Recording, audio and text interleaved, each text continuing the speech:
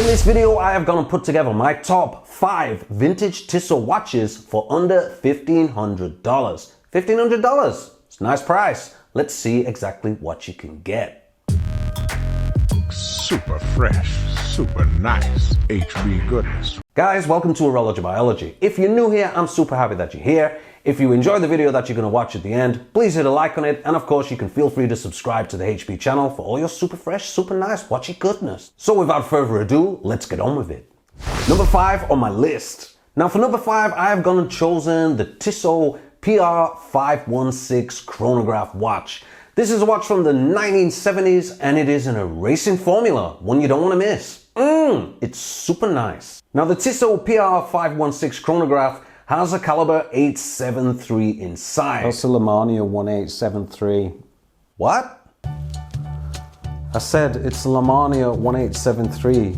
That 873 Tissot is based on the Lemania, which is also based on the Omega 861.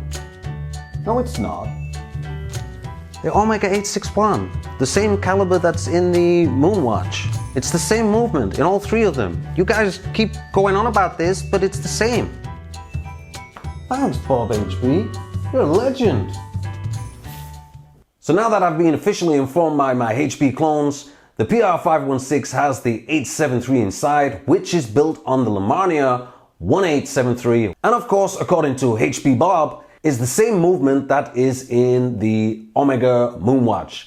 Now the reference number for the PR516, it is 40528-2X. It's a 36mm watch excluding the crown with 19mm lugs. I really like the tacky bezel that's on this. I've seen them in slightly different variants, some with more red on it than white. Also, the indices are really nice with that tritium lume, and of course you got that nice color contrast with the handset as well. Also adding a little bit of touch of blue to the dial as well makes it really nice and special. Full stainless steel case with a screwback case back, and of course you've got the movement inside that I've just been talking about, and fully corrected as well by my cloned peers. Now these watches are definitely available for within the $1,500 mark. I've seen them online for around these prices, and it's definitely something that you could use within your collection. Now the 4th watch on my list. This is the Tissot Sea-Star Navigator, and it's a beefy watch. I've had a couple of these in my time, and I must admit I really like them. Now inside it has got the caliber 2070, which is basically the Valjoux 7734. It is a really good movement, they're really common as well, so anything in regards to parts is not a problem if something goes wrong, because you can find these parts quite easily. It has the reference number 40522.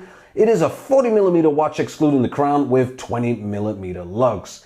Now I've had 2 white dial versions of this, but I also know that they did it in black as well. It has a fixed tacky bezel which is on the watch, which doesn't move in any shape or form, it's basically stuck fast, but it just really adds some nice atmospherics to the watch, and I really like how it looks. It is a full stainless steel case of course, and of course you have a screwback case on there as well. Coming in well within a $1,500 price rise, you can get these for less than $1,000, and they look really nice on the wrist. My perfect combination in regards to how you would rock one of these would be with a NATO strap for a super fresh, super nice summer looking watch. And it's a really good size as well, so it really works nice, of course, in today's modern world. Of course, you've got the date at 6 o'clock as well, which is a nice little bit of a contrastal difference. Usually you find dates at 3 o'clock, so it's nice that you got this at 6 o'clock, and it's just basically tucked out of the way for when you need to know what day it is. Because we all really still need to know what day of the week it is on your watch. Man, seriously, I don't know why we still have this. It's not normal, but it's still apparently happening. Yeah. 3rd watch on my list. Now for the 3rd watch, I decided to choose the Tissot Sea-Star Chronograph. Why? Because I had many of these, and I really like them. They are a 36mm watch, but they wear really nice on the wrist. You can still find original bracelets for these. I picked up a few of these from an Italian seller a few years back, and they look really nice on. But again, you can also put a NATO strap on this and it equally looks just as good. It's got virtually exactly the same case as some of the other models within Tissot, but this is a really nice looking watch. Now the Sea-Star chronograph has the caliber 870 inside, which once again is a Lemania based movement based on the 1277. It's a 36mm watch excluding the crown with 20mm lugs. The reference number is 40508-1, and it is a beautiful watch to look at. I wouldn't get hung up too much in regards to it being 36mm because the way that they made these watches, they're quite chunky. And if you put a NATO strap on this, they even feel more chunky on the wrist. Anybody with a decent medium-sized wrist can easily rock one of these with no problem, and they look super fresh.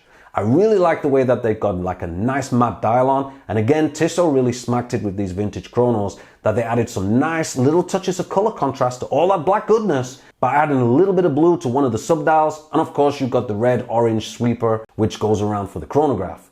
Really, really nice watches.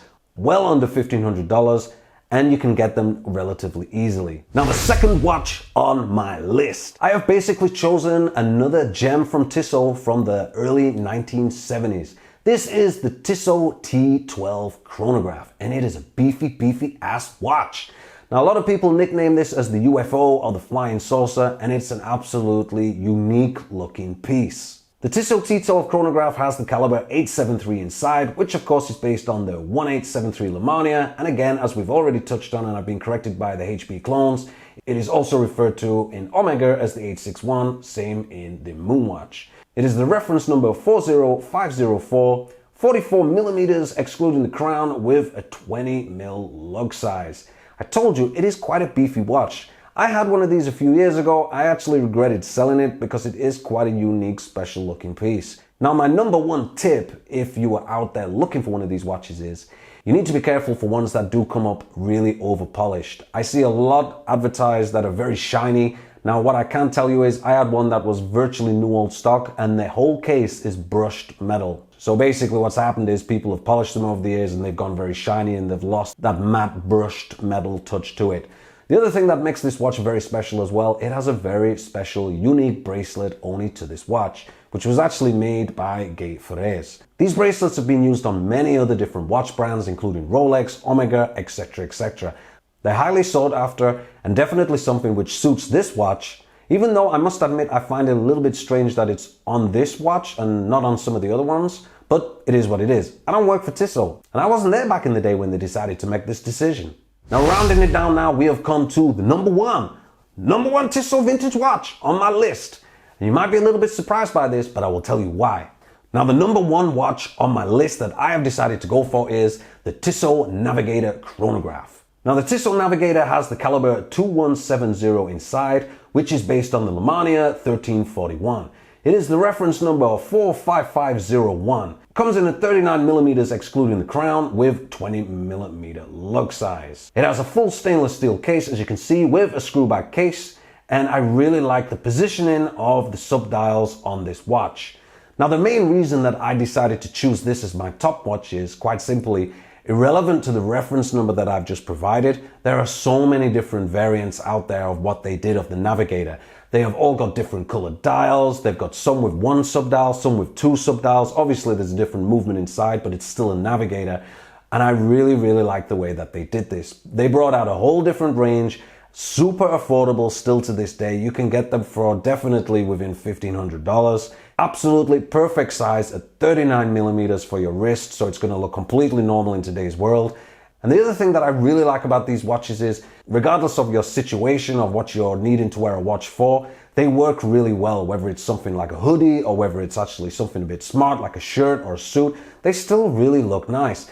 Definitely, like I said, affordable, and it's something that you should definitely add to your collection. So there we have it, guys, my top 5 vintage Tissot watches for under $1,500. If you like this video, please hit a like below. It would be really appreciated. It definitely helps the channel. And of course, you can feel free to subscribe to the HP channel if you feel fit. If you subscribe, of course, you're going to find out when all the next super fresh, super nice HP goodness will drop. And guys, as always, till next time.